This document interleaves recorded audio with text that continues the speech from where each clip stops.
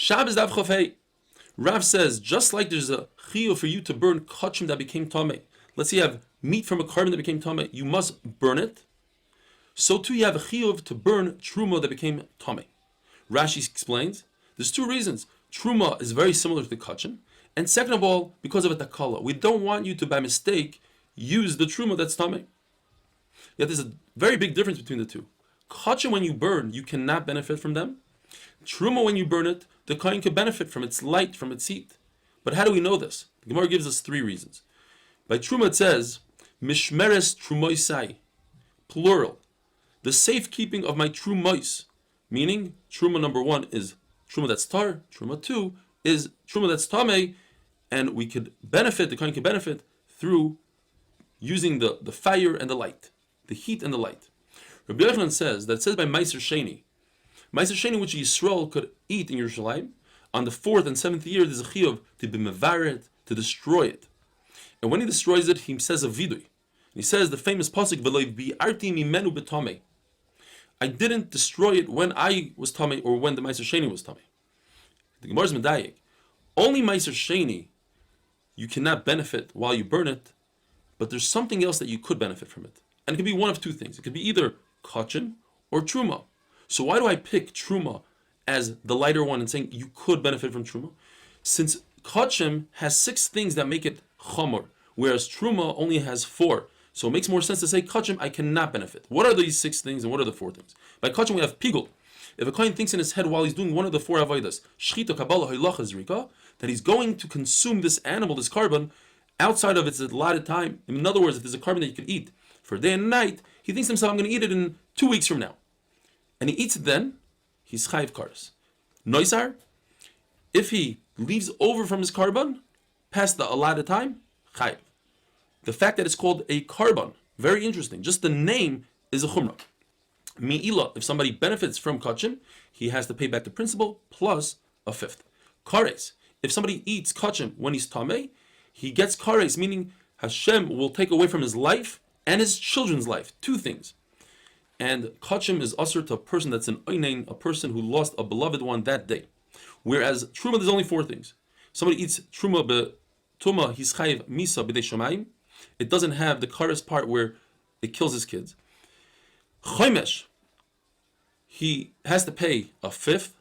You cannot redeem truma, whereas you could redeem kachim. Let's say the carbon becomes a balmum, you can redeem it. And truma is always usher to Yisrael, whereas kachim, there are times that Yisrael could participate in his carbon if it's a shlamim, taida, etc. Carbon, kachim kalam.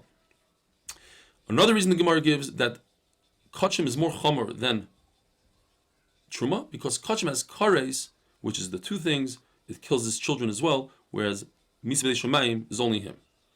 Rav Nachman Yitzchak says, when it comes to being mafresh truma, the Torah tells us don't use truma that's tamei, and try to get away with using it to alleviate the chiv that you have on your truma that's tar. Don't use tamei for tar. And the Torah tells us titein loy, give something to the kohen that he can benefit from it. Loy, not that he should heat it up and use its light, but that he actually can consume it. But from here the Gemara infers that you shouldn't give it to the kohen, but if he already has it, the kohen could use it for his own benefit, and he could use the light and the heat.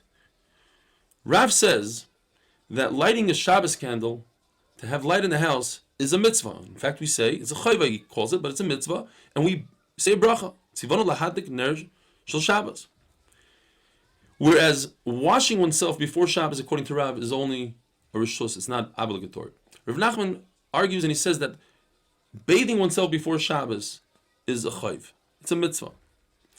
And in fact, he proves it from Rabbi Yehuda Bar Eloi, the famous Rabbi Yehuda in our Mishnah usually, that he would wash his face and his hands and his feet, and he would adorn himself with a talis that had tchelis in it, and the Gemara says he resembled Malach Hashem Tzvakos. A Malach.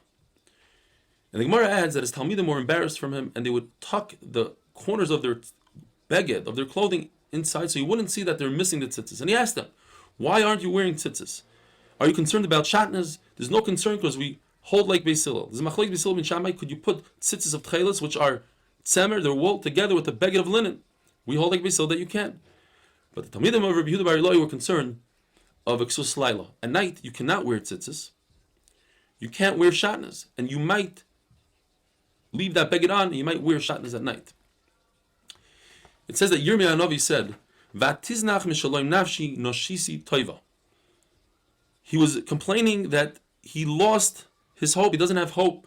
He doesn't have the peace of his neshama, of his nefesh. Noshisi toiva, I forgot the goodness that he used to have. What did he forget? What is he missing today? Says the Gemara, according to Rabavo, he's missing Ner Shabbos. Doesn't have light. Noshisi toiva, according to Rabbi Yirmiyah, means I don't have a bathhouse. Rabbi Yitzchak Nafcha says, I don't have a nice bed with nice linen.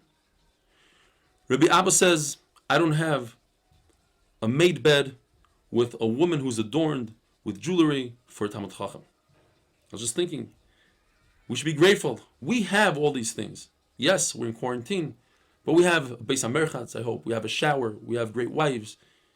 We have light. Ner Shabbos. We're doing great. Ezu Asher, who's considered wealthy? Reb Meir says, somebody who appreciates his wealth. Rabbi Tarfon says if a person has 100 vineyards, 100 fields, and 100 slaves, he has way too much, that's a usher. Rabbi Akiva says a person who has a good wife, a isha na'a b'maisim, she has good midos. And Rabbi Yossi says someone who has a bathroom in close proximity to his table, meaning he has good hygiene, he has good health, have a wonderful day.